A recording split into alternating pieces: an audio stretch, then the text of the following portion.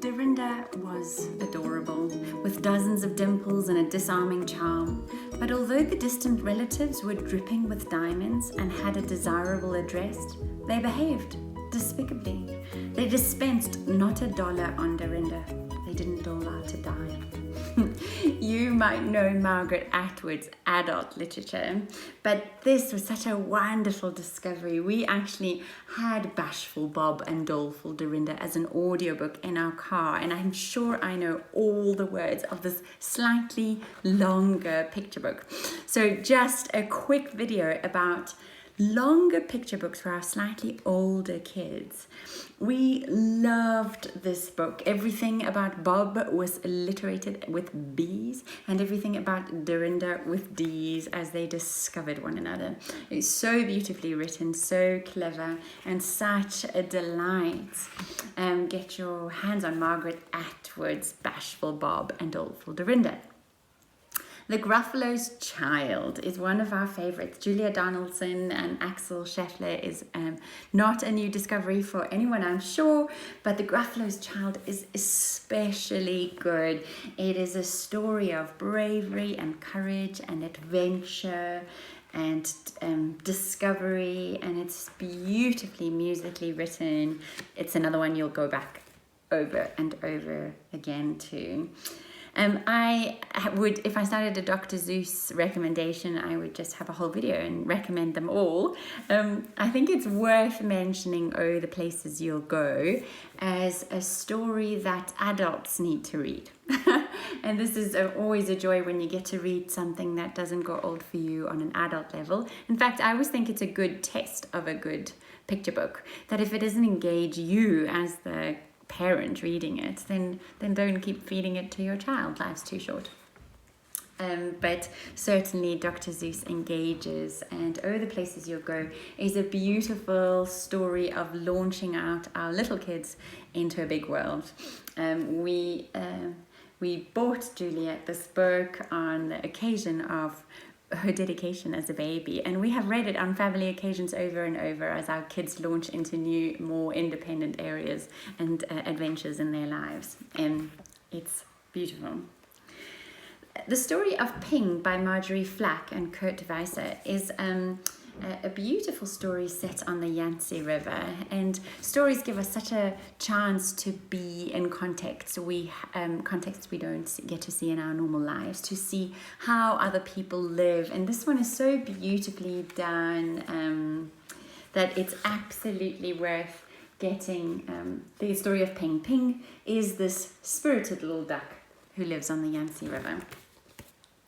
And then Colin McNaughton writes Once Upon an Ordinary School Day, and it's also probably for a slightly older kid, but also beautifully and engagingly illustrated. It's a story of imagination and of a teacher that brings, in an ordinary, boring sort of black and white day, the invitation to imagine something bigger and wilder.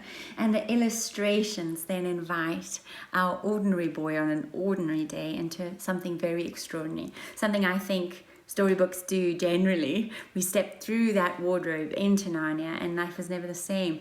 Not because that other world is the place of wonder, but I think it brings us back to seeing the wonder in ours. Another book similar to this one in terms of concept is The Man with the Violin by Kathy Stinson.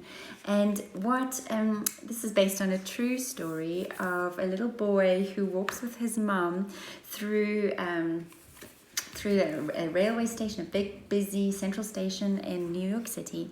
And this famous violinist, world's best violinist, is pretending to be a street artist.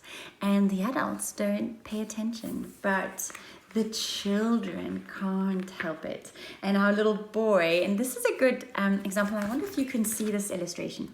I wanted to show you how I mentioned last time that a storybook is like a two-part, like a story in two languages. The writing, the words, our our kind of guide through the story, but the illustrations, not just illustrating what the words are saying, but giving another part to the story, another language, a translation of the story. And we see this little boy seeing in color and noticing what his busy and hurried mother does not.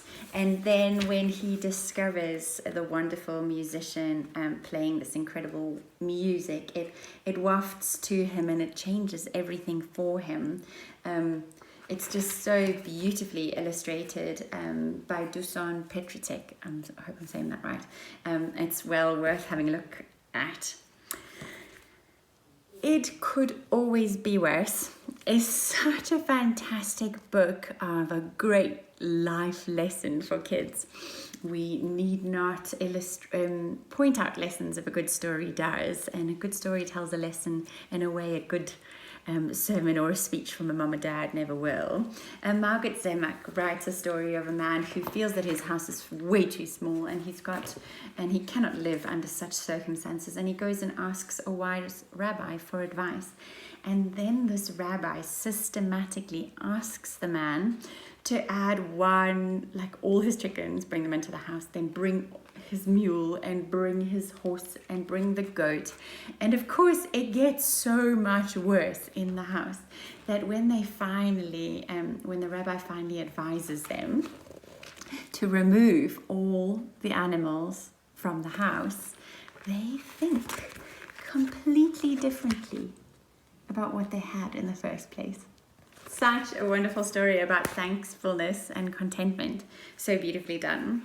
I know you know the movie of Cloudy with a Chance of Meatballs, but it's so worth finding the original picture book by Judy Barrett and drawn by Ron Barrett.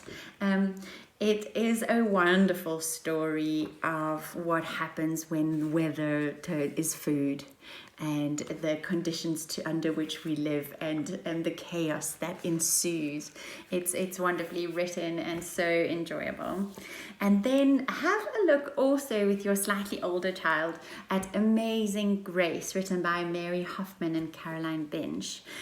Grace is a young artist. She believes the sky is the limit. She wants to be whoever she wants to be, try out with all confidence what she wants to try out.